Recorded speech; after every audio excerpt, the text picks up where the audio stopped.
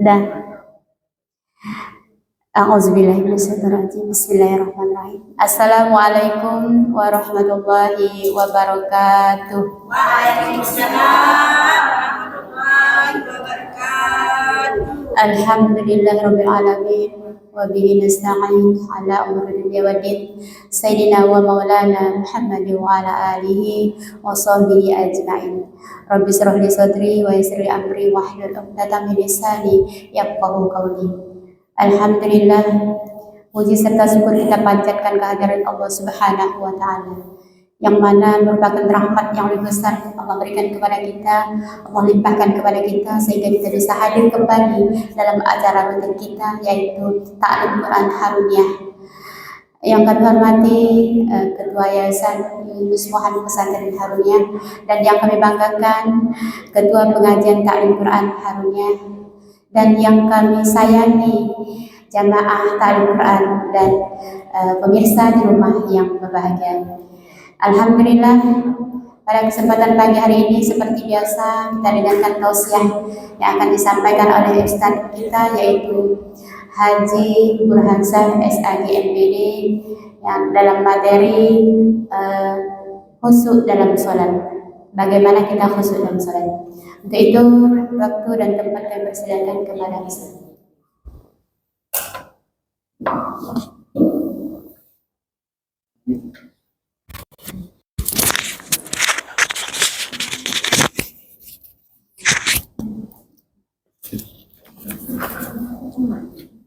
Bismillahirrahmanirrahim.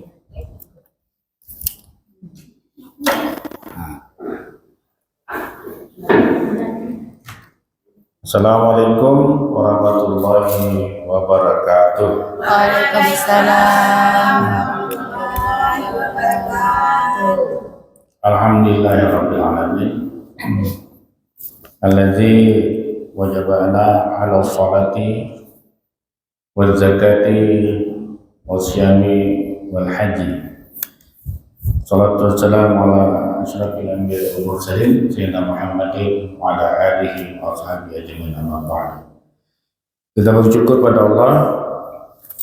Hari ini tanggal apa nih? 11. Hah?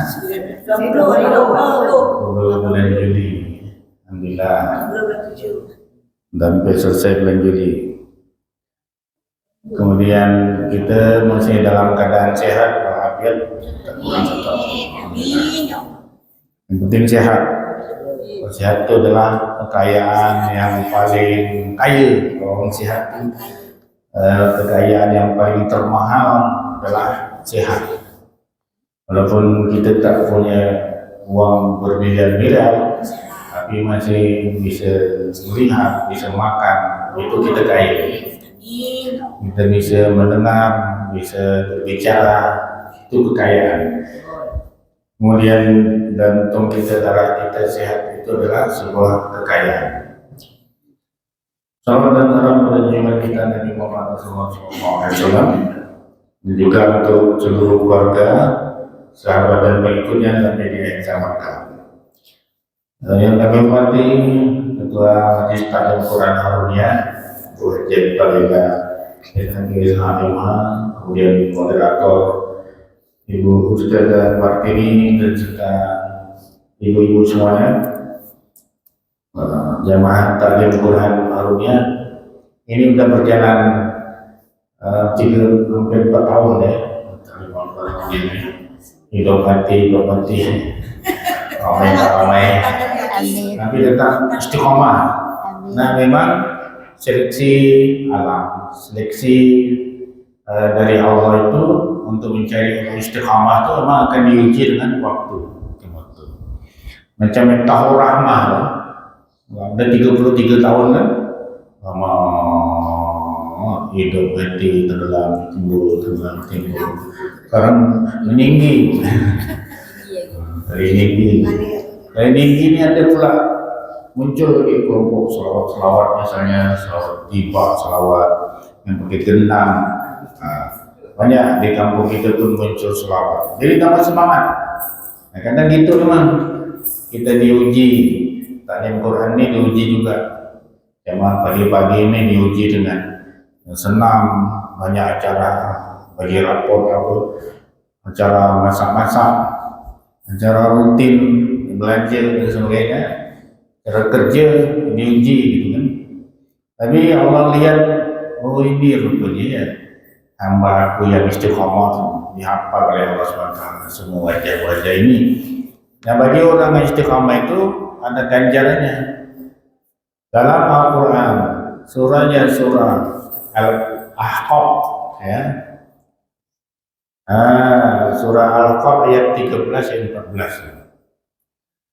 Innal ladzina qalu rabbuna tsumma istaqamu fala khaufun 'alaihim wa la hum yahzanun ulaika ashabul jannati khalidina fiha jazaa'an bima kanu ya'malun. Sesungguhnya orang-orang yang berkata Tuhan kami adalah Allah, kemudian dia istiqamah. Nah, kita istiqamah mengatakan Tuhan kami Allah itu kan berarti kan menuruti, mencari ilmu Al-Quran yang diucapkan oleh Allah itu istiqamah.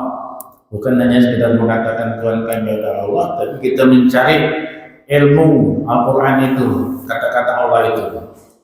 Istiqamah 3 tahun. Ya 3 tahun ya. Dulu masih hujan lama, 14 orang ya, kadang 10 orang. Naik meningkat volumenya di tahun 2021. Ya, begitu. Pertama 1 mobil, kedua 2 mobil, ketiga sampai tak terhitung mobil. Tak muat mobil. Makan disiapkan 200 kurang. 200 potong ayam boleh Ustaz nyiapkan di kota Singkawang. Tak cukup, pokoknya dia ngepek buat putih. Belum pernah ketemu di makan di rumah dinas. Ini nanti itulah kita kayu mau hati-hati, jangan sampai ngepek buat putih. Ya, mungkin malu. Nanti saya jaga di meja makan. Saya jaga anak-anak di luar. Malu lah kita. Itu teguran dari Allah juga. Jangan orang dari Singkawang itu kecewa dengan kita. Saking Quran. Banyak menang. Juga ada panitia yang menyalip, bukan panitia asli, bawa penumpang.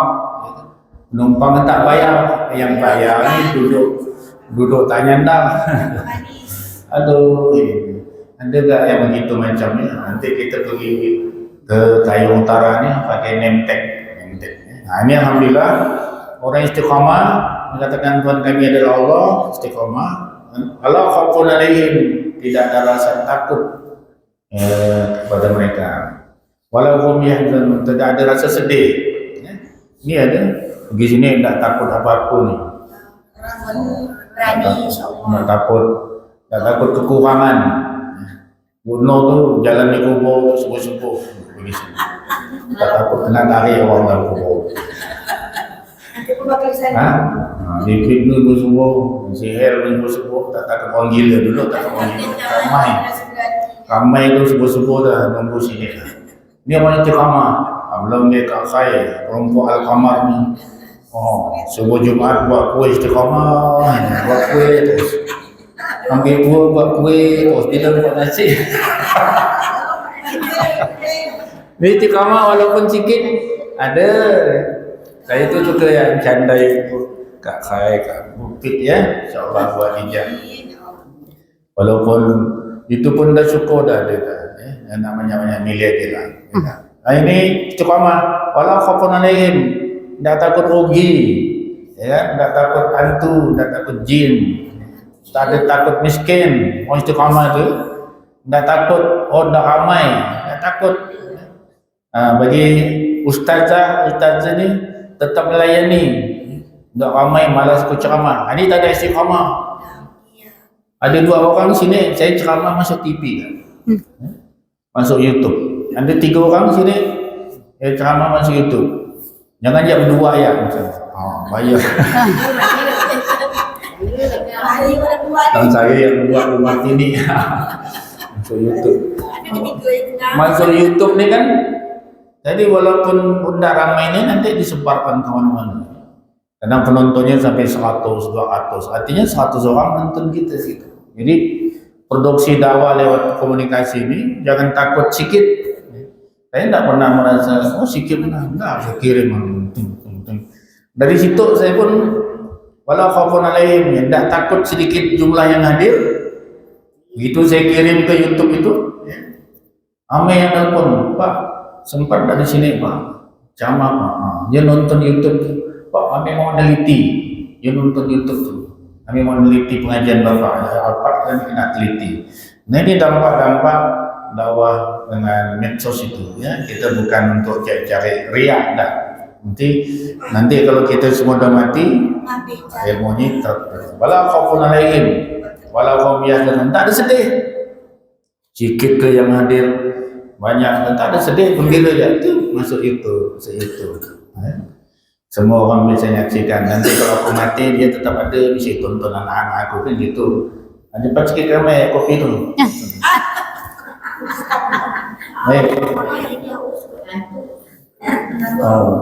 Nah, wala khaufun wala hum yahzanun. Apa lagi? Kemudian kata Allah, Innal ladzina qalu rabbuna Allah tsumma taqabbal wala khaufun 'alaihim wa la hum yahzanun ulaika ashabul jannati hum. Kemudian dia mendapatkan surga. Ayat 14 itu didapatkan surga dari apa yang dilakukannya selama istiqamah itu. Dapat surga kita nanti insyaallah. Amin ya rabbal Amin. istiqamah dan belajar ya. Dengan istiqamah belajar, salatnya tada. Judul kita hari ini adalah bagaimana pentingnya kita itu khusyuk dalam sholat. Ya. Ini kemarin saya dapat materi kiriman ya, dari Irfana Hidayana. Suruh ngasih materi, dia nyiapkan materi. Kemarin saya sampaikan termasuk YouTube, mungkin belum nonton semuanya. Apa itu khusyuk? Arti khusyuk. Khusyuk artinya orang yang sholat itu merasa takut pada Allah. Dia sholat ada rasa takut sehingga dia nangis, sholat nangis. Apa yang menyebabkan dia takut? Takut dosanya tak diampunkan, takut dia tak dimasukkan ke surga. Maksudnya takut tidak diizinkan Allah melihat wajah Allah.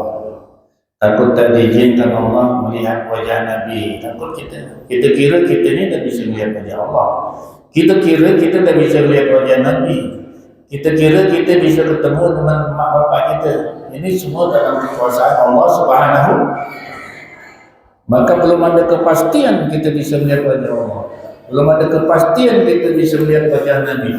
Belum ada kepastian takdir bagi kita untuk bertemu lagi dengan orang tua kita. Semua dalam kekuasaan Allah Subhanahu. Maka kita salat tu, ya Allah, temukanlah aku dengan wajahmu. Lihatkanlah aku wajahmu. Ya Allah, temukanlah aku dengan Nabi, dengan sahabat. Ya Allah, ingat emak ayat itu. Temukanlah aku dengan emak ayat lagi. Ya Allah di surga. Ini kekuasaan Allah di negeri akhirat ini. Jadi orang yang khusyuk itu dia mikirnya jauh, takut banyak hal. Ya Allah, masuklah surga, pasangan hidup aku, istri atau suami atau anak atau anakku, ya Allah. Itu. Kalau kita tidak ada mikirkan itu, tidak ada rasa khusyuk kita. Khusyuk masih. Kadang-kadang Nabi itu kalau bertemu dengan ayat-ayat itu dia berhenti dulu. Sembahyang dia berhenti dulu ngaji atau baca itu, dia berdoa panjang lebar. Misalnya dia bertemu dengan ayat surga, dia berdoa minta masukkan surga. Itu orang khusyuk, udah langsung gitu ya. Udah langsung dibaca ayat itu. Misalnya temu surah Yasin, Inna ashabal jannati al-yawma fi syughlin fakihun hum azwajuhum fi zilalin 'alal ara'iki muttaqi'un. Misalnya lahum fiha fakihatun wa lahum ma yad'un salamun qawlan min rabbir rahim. Berhenti loh. Ya Allah, nikmat dalam surga ini dah mati ya. Masuklah aku ya Allah dalam surga itu. Berhenti dia. Ada ulama yang sampai pagi Khusyuknya dia mengulang-ulang ayat seperti ini nih, ya. Sampai pagi dia ulang terus. Inna ashabal jannati yawma fi syughlin fakihun wa mu'azwajuhum fi zilalin 'alal ara'iki muttaki'un lahum fiha fakihatun wa lahum ma yad'un salamun qawlan min rabbir rahim. Bayangkan dia mendapatkan ucapan selamat dari Tuhannya. Apa ucapan selamat? Selamat Tuhan Syah, selamat masuk surga. Dia membayangkan nikmatnya dapat ucapan Allah itu, diulang lagi. Berhenti dari Allah. Kami akan nabi Allah ucapkan selamat. Nah, ini yang khusyuk, ngerti apa yang dibacakan dalam salat itu. Kemudian dia berhenti, dia nangis minta. Takut tidak dapat ucapan selamat itu. Nah, itu takut. Kemudian khusyuk diartikan juga orang yang khusyuk itu membacanya dengan penuh iman dan keyakinan. Orang yang khusyuk itu dapat diartikan juga orang yang tawadhu. Tak mungkinlah engkau masuk surga ya Allah. Banyaklah dosa-dosa aku ya Allah. Yang penting kau ampunkan ya dosaku ya Allah. Jangan kau lemparkan aku dalam neraka. Berhenti di ayat itu tadi. Dilanjutkan lagi. وَامْتَازُوا يَوْمَ أَيُّهَا الْمُجْرِمُونَ أَلَمْ أَعْهَدْ إِلَيْكُمْ يَا بَنِي آدَمَ أَلَّا تَعْبُدُوا الشَّيْطَانَ إِنَّهُ لَكُمْ عَدُوٌّ مُّبِينٌ وَأَنِ اعْبُدُونِي هَذَا صِرَاطٌ مُّسْتَقِيمٌ وَلَقَدْ أَضَلَّ مِنكُمْ جِبِلًا كَثِيرًا أَفَلَمْ تَكُونُوا تَعْقِلُونَ هَٰذِهِ جَهَنَّمُ الَّتِي كُنتُمْ تُوعَدُونَ اصْلَوْهَا يَوْمَ بِمَا kuntum takfur. Berhenti sampai situ. Berhenti, ya. Berhentinya takut dimasukkan oleh Allah ke dalam neraka itu. Ya Allah. Walaupun tidak masuk surga ya Allah, yang penting dengan kau masuk ke dalam neraka itu ya Allah. Tapi kau dapat masuk ke dalam surga ya Allah. Tentang ayat-ayat yang riskan seperti itu, dia berhenti berdoa. Nah, ini orang khusyuk. Salatnya salat sunnah tentunya. Kalau salatnya salat berjamaah, tak kena hukum fikihnya. Diulang-ulang nanti ditampau orang kita di belakang. Kita dengan subhanallah.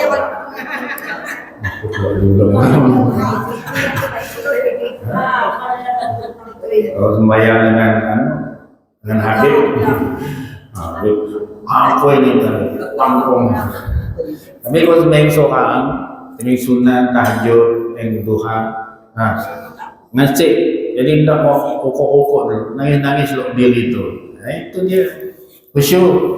Jadi mau berulang-ulang sampai pagi pun lutut sampai sakit tak terasa. Itu orang khusyuk. Nah kalau ibu-ibu belum menikmati salat khusyuk seperti ini, pahami surah Yasin itu ya. Surah Yasin di bawah dalam sholat. Kalau belum hafal, begini ya. Tang situ lah. Inna ashabal jannati yawma boleh. Inna ashabal jannati habis. Wal maghdubi alaihim waladdallin. Amin. Inna ashabal, tak usah pakai bismillah. Inna ashabal jannati yawma fi syughlin fakihun wa azwajuhum fi zilalin 'alal ara'iki muttaki'un lahum fiha fakihatun wa lahum ma yad'un salamun qawlan min rabbir rahim. Nanti kan kita dimasukkan oleh Allah sahabatnya surga itu, ashabal jannati yawma fi syughlin fakihun wa azwajuhum, mereka dengan suami mereka dengan istri mereka berada dalam tempat tidur fi zilalin 'alal ara'iki muttaki'un, yang empuk, yang enak. Lahum fiha fakihatun wa hum yad'un, bagi mereka disiapkan berbagai macam kenikmatan, buah-buahan, makanan, dan bagi mereka apa yang diinginkan diberikan. Kemudian bagi mereka salamun qawlan, atau ucapan selamat. Berhenti gitu. Nikmatnya ya Allah, kurniakanlah ini kepada kami berdua ya Allah, suami istri kami, anak turun kami. Baca lagi, inna ashabal jannati yawma fi syughlin fakihun, sampai dia berpuluh-puluh kali.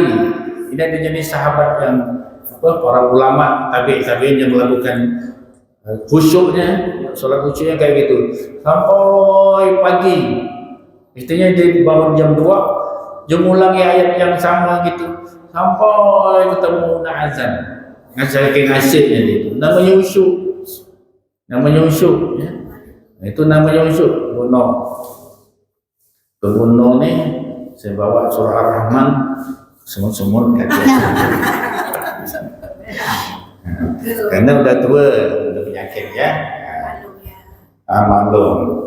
Ini tapi nanti kalau udah menemukan khusyuk nggak terasa nih, nggak terasa sakit, ngenyang gitu, ngenyang. Udah selesai salat kalau kita terasa, terasa. Nah ini khusyuk ya. Ibu takut, tawaduk, kemudian yakin ya, dengan iman dan keyakinan dengan ayat yang dibaca berulang-ulang sehingga dia nangis, hati tergetar. Nah ibu-ibu ya, oleh karenanya ibu-ibu saya minum dulu kami. Orang minum aku tak ada. Nyaman benar kamu.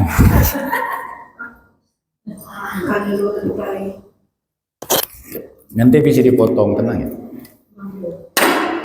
Minuman ini puasa ke? Dulu. Jadi ibu-ibu,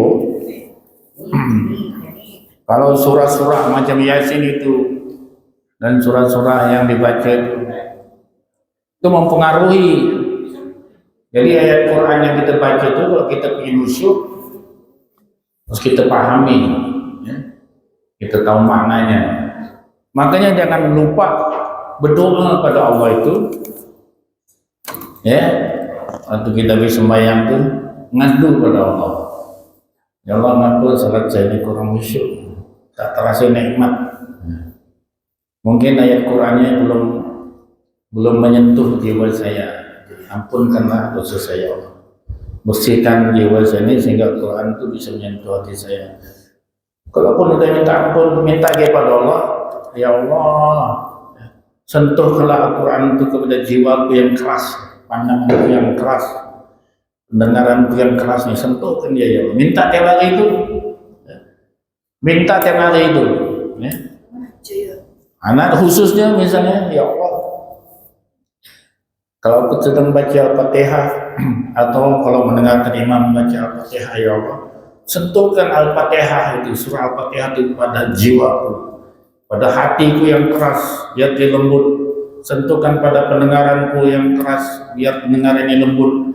Sentuhkan pada pandanganku yang keras, biar pandanganku yang lembut. Sentuhkan pada otakku yang keras, agar otakku ini lembut. Ya, kalau sudah jiwa raga kita, panca indera kita lembut untuk Al-Quran, ya, maka kita mudah tersentuh. Ciri-ciri orang yang mudah tersentuh oleh Al-Quran itu, dia membaca pun dia nangis, dia dengar orang baca pun dia nangis. Gitu. Jangan pula orang nangis diolok, Pak, bukan nangis ingat mau bini di loh. Kan gitu. Kan gitu. Udah bu bini Pak, masih ingat. Kan begitu. Disentuh oleh Al-Quran. Kadang-kadang yang jadi imam tuh muda, kecil, gitu jadi makmum. Nangis kita, ya Allah. Bukan suara budak itu bagus, tapi menunjanglah suara bagus, maharanya bagus. Ya. Tapi walaupun suaranya tidak bagus, dia membacanya tuh, dia tuh dapat mempengaruhi jiwa dia, menyentuh jiwa dia, dan menyentuh jiwa kita. Jadi kita pun tergetar. Nah ibu-ibu bisa mendapatkan nikmat sholat khusyuk itu, minta pada Allah serius, ya Allah, aku ingin nikmat sholat khusyuk itu. Sentuhkan Al-Quran ya Allah, surah Al-Fatihah itu dalam jiwa saya. Apakah saya yang membacanya atau orang lain imam yang membacanya, sentuhkan pada jiwa saya. Nah ini akan terasa nanti ibu salat tuh ya, nyaman. Ibu Bu Noni dah pernah masa nih salat tahajud 1 juz. Dia Runia nih 1 juz dibagi 4 kali salat. Malam dia tuh 1 lagi 1 juz. Ah. Bagaimana Pak? 1 juz. Tahajud bulan Ramadan kemarin tuh, 10 malam 10 Ramadan terakhir, ya. Buno nangis waktu itu. Nangis, nangis. Nangis. Yang kecapean kan yang sentuh. Nangis tersentuh. Sentuh. Ini jangan pula saya nuduh Buno ingatkan lagi dia. Salah. Orang nangis seperti itu. Nangis. Ya. Tertarik macam Nah, kita yang baca nangis. Ini orang yang nangis saat Al-Quran dibacakan berarti hatinya lembut, jiwanya lembut, pendengarannya lembut, pandangannya lembut, pikirannya lembut. Lembut artinya tidak bercabang kemana-mana. Nak hentam Quran itu langsung loading nih, tidak lelet. Nah, ini dulu ya. Kemudian bagaimana dalilnya? Surah Al-Mu'min ayat 1 ayat 2. Qad aflahal mu'minun. Beruntunglah orang yang beriman. Alladzina hum fi salatihim khashi'un. Berbahagialah orang beriman, kata Allah, yaitu orang yang salatnya, dalam salatnya dia khusyuk. Khusyuk itu ngasih. Mau panjang ke imam, mau pendek kan dia ngasih. Senang, tidak ada rasa gelisah. Kemudian khusyuk menjadi syarat mendapatkan kebahagiaan. Orang yang khusyuk salat di dunianya udah bahagia. Bahagia itu modal kesehatan. Bagi kesehatan kita, rasa bahagia itu adalah membuat kita enjoy dalam menghadapi bahagia dan menghadapi problematika itu. Yang berikutnya dari tentang khusyuk itu Al-Baqarah ayat 45. Wasta'inu bis-sabri was-salah wa innaha lakabiratun illa 'alal khashi'in. Minta tolonglah kamu kepada Allah dengan sabar. Ya. Wasta'inu bis-sabri was-salah, dan dengan salat. Innaha lakabiratun illa 'alal khashi'in. Ini sulit kecuali bagi orang yang khusyuk. Jadi minta tolong, artinya Allah sudah tahu kalau setiap orang itu punya masalah. Masalah, semuanya ada masalah. Bu Ipa ini paling banyak masalah. Bu Martini banyak masalah. Tapi tetap nak nampak kan?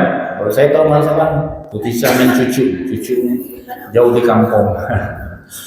Misalnya seperti itu. Tiap kita punya masalah. Apa dia saya ini makin banyak masalah. Ini ya. Ketua IKD ada masalah, PGRI ada masalah, LPTK ada masalah, Harunia ada masalah, di rumah ada masalah, banyak masalah. Nah, kata Allah, masalah itu selesaikan dengan bagaimana? Wasta'inu, minta tolong pada Allah. Karena banyak minta tolong pada Allah, nampak tak ada masalah. Wasta'inu bis-sabri. Bis-sabri itu hadapi masalah itu dengan sabar, santai aja. Jangan kita dapat masalah langsung terbaring, baring sana, baring sini, tak sembahyang, buka HP, baring sana, ini tak mau sembahyang, adalah aku tak usah sembahyang lah, sama masalah. Terus buka HP, tak berhenti buka HP, habis WiFi beli paket, habis WiFi bayar ke WiFi, habis ke WiFi sehingga 3 bulan. Tak ada selesai masalahnya, tapi begitu ada masalah, sabar. Hadapi masalah itu dengan sabar. Terima, jangan kita lawan. Apa masalahnya? Kalau saya waktu jadi pejabat kok banyak masalah. Panggil kejaksaan, panggil kepolisian, masalah. Kerjaan kita dilaporkan orang, dipitnah orang, masalah. Ya? Ada proyek dilaporkan orang, masalah. Panggil polisi panggil jaksa. Nah, itu nasib kita di ujung tanduk polisi jaksa itu. Kalau kata dia Bapak masuk penjara, masuk. Nah, maka dia bisa diatur oleh Allah. Dia bisa dikendalikan oleh Allah. Kita minta tolong Allah. Ya Allah, selamatkan aku dari ini, ya Allah. Selamatkan aku dari fitnah ini. Minta tolong pada Allah. Makin banyak masalah, makin banyak minta tolong dengan Allah. Sabar, terima. Kalau kita terima masalah itu, kita tetap sholat. Tapi kalau kita tidak tahan terima masalah itu, kita tidak mau sholat nih, bahaya nih. Baik. Lalu nanti pergi ke pokok cemara, stop cari. Ngomong ayam panggang. Gue nak ngomong ayam panggang kasih tahu ya situ biar saya ngomong. Saya tak percaya diri jadi ada jadi. Ramai pula orang tu. Itu pasal itu bisa bersalah. Wa innahala kabiratun, berat memang. Banyak masalah mendekatkan diri pada Allah itu berat. Tapi tidak berat bagi orang yang khusyuk. Ya, illa alal khashiin. Siapa orang yang khusyuk itu? Allazina yazunnun annahum mulaqu rabbihim wa annahum ilaihi rajiun. Orang yang khusyuk itu adalah orang yang yakin bertemu dengan Allah. Tuh, jadi nanti kalau dia mati dia ketemu Allah, dia berharap Allah mengampunkannya, dia berharap Allah masukkannya surga. Jadi walaupun masalahnya ini berat, dia minta ditolong dengan Allah supaya dia selamat, jangan sampai bunuh diri. Ada orang yang punya masalah tak mampu dia bunuh diri. Banyak gadis-gadis yang istilahnya kena kecewakan laki-laki misalnya. Dihamili misalnya, tak mampu dia bunuh diri. Nah, ini bahaya nih. Bahaya nih. Makanya kalau sampai ada masalah sehingga bunuh diri, minum narkoba, dia lupa nanti Allah akan menghukum kau tuh. Aku kan dah beritahu kata Allah, kenapa kau tak minta tolong sama aku? Malah kau minum racun, malah kau gantung diri, malah kau terjun di atas jembatan. Aku kan dah bilang dah, Surah Baqarah ayat 45. Kalau kau ada masalah, tak tolongin aku pasti tolong. Kenapa kau tak tolong? Ni langsung kau minum racun. Kalau kau minum racun, terus kau di neraka ni, minum racun terus. Kalau kau bunuh diri, nyucuk pakai pedang, terus cucuk terus, jantung kau tu pakai pedang di neraka nanti. Na'udzu. Makanya yakin dengan teguran Allah, yakin dengan azab Allah. Itu ya. Kemudian di dalam surah Fatihah kita rajin baca Maliki Yaumiddin. Itu setiap Fatihah itu kita paham apa arti Maliki Yaumiddin. Nanti Abu Ipa akan mengupas Maliki Yaumiddin. Jadi pertemuan dengan Allah itu sudah kita baca setiap salat, setiap membaca surah Al-Fatihah. Kemudian yang berikutnya banyak-banyak bersyukur. Jangan kita seperti Bani Israel. Ya Bani Israel, azkuru ni'mati allati an'amtu 'alaikum wa anni faddaltukum 'alal 'alamin. Ya. Bani Israel itu ya dia tidak bersyukur, buat dia hancur ya. Dia dah utamakan banyak datuk nenek dia semuanya nabi-nabi dimuliakan oleh Allah. Nah, kita pun sebetulnya walaupun ayat 47-nya itu mengatakan untuk Bani Israel, tapi kita mungkin ada tak terbiat macam Bani Israel itu, tak bersyukur. Misalnya saya, ya Bani Israel, sebut ganti untuk kita. Tapi jangan berubah ayat itu yang tertulisnya, tapi khitabkan untuk kita. Santai kita ni Bani Israel. Hai Burhansa, ya Burhansa. Ya Burhansa, ya Bani Israel, azkuru ni'mati allati wa Burhansa. Ingatlah kau akan nikmat yang telah kuberikan padamu. Wahai Fitriana, ingatlah nikmat yang telah kuberikan padamu. Apa itu ya Allah? Aku dijadikan seorang wanita, dapat suami ganteng dan cantik serta setia, dapat anak, dapat harta warisan, dapat pergi umrah.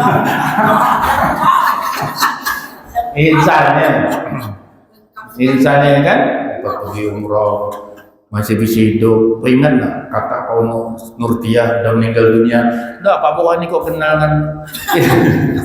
Dulu kan saya kan tinggal di sana, di Nurul Amin kan. Dulu Nurtiah salat situ, emaknya salat situ, Cik Pak Nan salat situ. Siapa? Pak Nan tu paling kuyut. Kenal saya. Kemudian siapa lagi lah, banyak kita kenal situ. Haji Firman orang tuanya siapa? Pak Bu emaknya. Kak Jubai itu kau ketemu saya, sukanya kau dengan kau ni muda-muda. Ini Bapak Ibu sekalian, apa namanya, ada masalah ya. Kemudian syukur. Tadi untuk syukur banyak-banyak bersyukur. Ingat, ada masalah, nikmatnya banyak dengan masalah banyak mana. Kita punya masalah, banyak masalah dengan nikmat. Lebih banyak nikmat atau banyak masalah? Banyak nikmat. Hah? Banyak nikmat. Banyak nikmat ke lebih banyak masalah? Banyak nikmat. Banyak nikmat. Hah? Nikmat tak bisa terhitung. Nikmat lebih banyak. Makanya kata Allah, ingatlah nikmat yang kuberikan kepadamu. Masalah. Apa masalahnya? Misalnya, kalau kita jual masalah itu laku berapa? Misalnya kalau kita nyogok masalah itu bisa selesai. Tangkap polisi. Minta tolonglah Pak, jangan dipenjarakan. Boleh kata polisi? 200 juta. Tak apalah, 200 juta. Namai 200 juta. Nyogok lah. 200 juta kan? Ya kan? Misalnya murah tu 200 juta. Kata polisi, nengoknya Kak Naim habis jual kapal.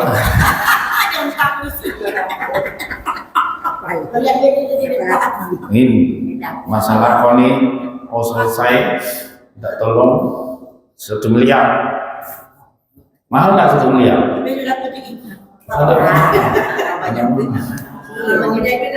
Baik, sekarang saya bandingkan dengan nikmat Allah. Aku beli matamu buat butik tu, seharga buat miliar. Mau tak jual mata? 5 miliar. Tak mau. Tak mau jual mata. Ini nikmat satu ni. Dah Kak Khair.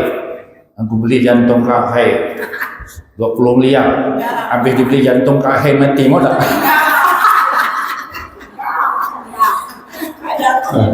Wa anni faddaltukum. Itulah kita khitabkan surah tadi Al-Baqarah 45, 46, 47 itu. Ingatlah kau akan nikmat yang kuberikan padamu. Jantungmu sehat. Ada jantung yang tak sehat, pasang pen, pasang tipa, pasang apa, berjuta-juta.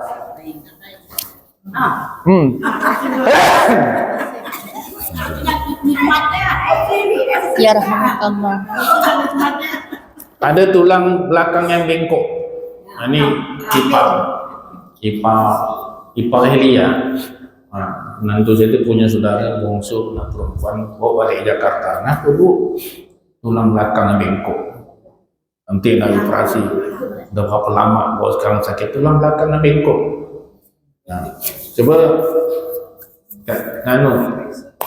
apa trip Pak Johim ini?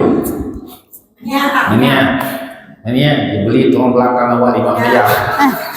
Mau tak? Maka untuk usyuk dalam solat tu, ya kan? Untuk usyuk dalam satu ingat nikmat Allah. Ingat nikmat. Bu Aina. Nah ini beli ginjal. Bu Aina mau tak jual ginjal 10 miliar? Mau kali sebelah boleh lah. Nah, tapi tak ada imbang.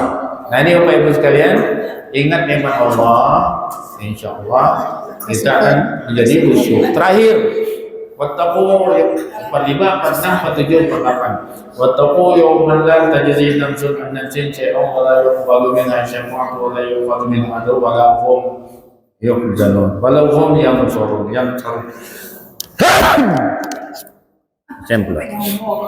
Yang berikutnya, munculkan rasa takut pada hari kiamat.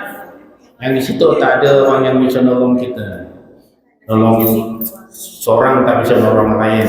Seorang tidak bisa mendapat syafaat atau memberi syafaat menolong lain. Seorang tidak bisa nebus masalahnya. Tapi kita, jadi kalau kita solat itu hanya Allah yang bisa nolong kita di yaumil kiamah. Hanya Allah yang bisa memberikan izin syafaat kepada Nabi, izin syafaat kepada Al-Quran, memberi izin syafaat, memberikan syafaat pada puasa kita. Allah mengizinkan tu. Jadi tak mungkin puasa tu langsung beri syafaat kalau tak diizinkan Allah, tidak bisa dapat syafaat. Tidak mungkin Nabi bisa beri syafaat kalau tak ada izin dari Allah. Wa kam min malakin fis samawati la tughni syafa'atuhum syai'an illa bi iznillah. Surah An-Najmi.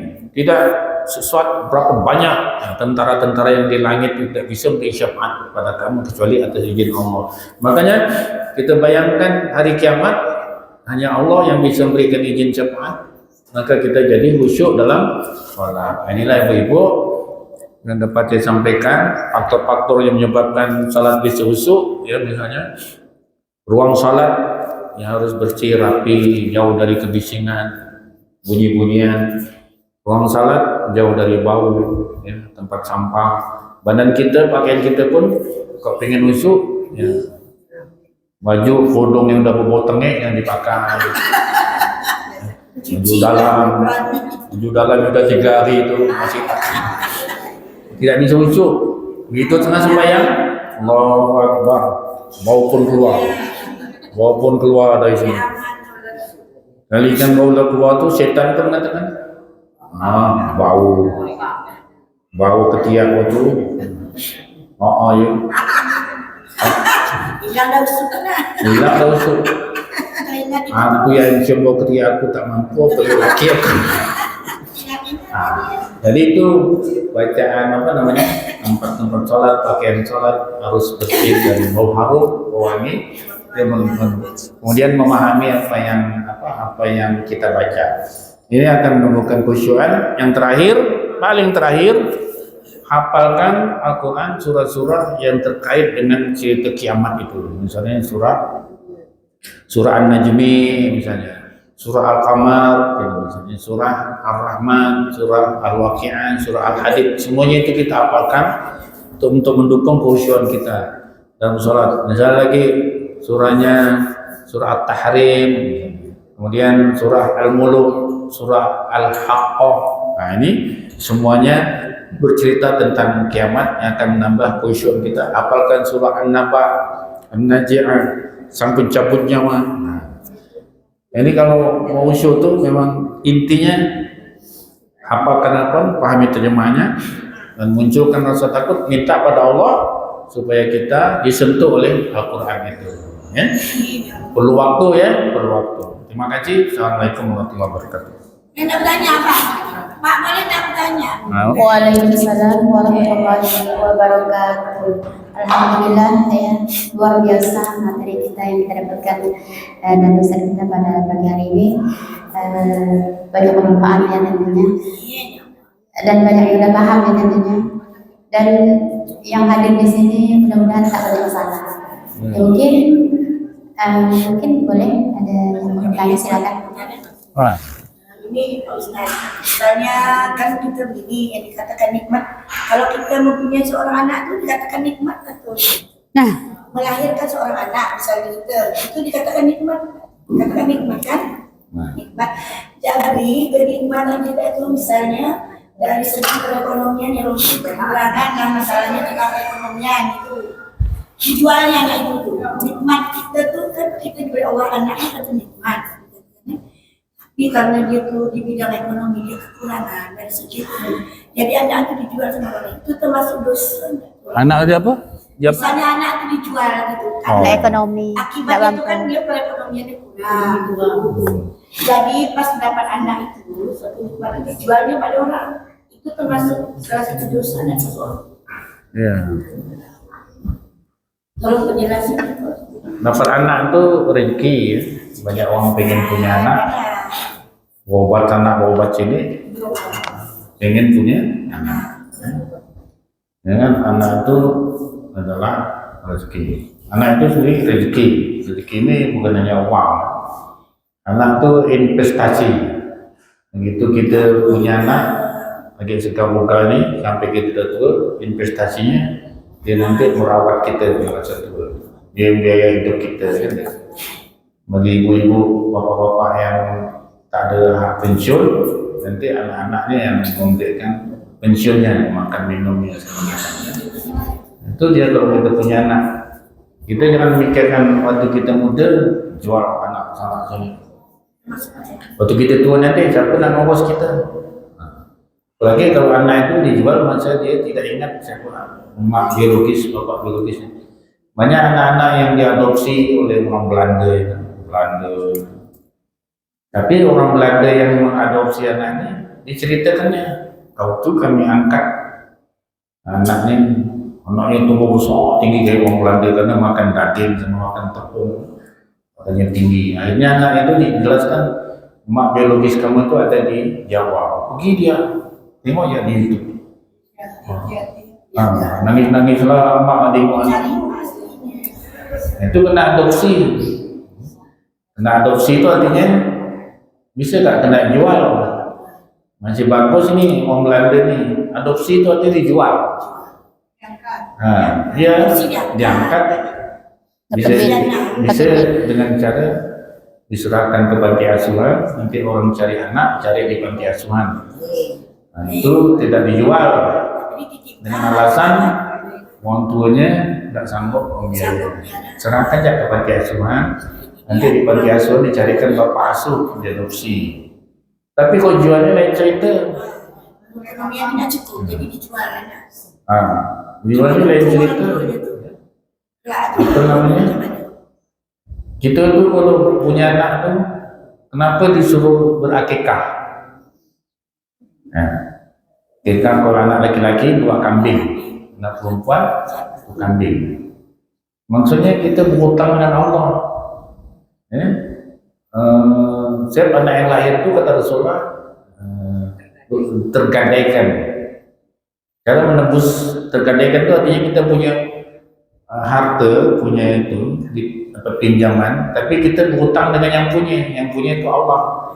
Maka kita tebus dengan 2 ekor kambing, nyawa kambing menjadi penebus nyawa anak ini kan gitu.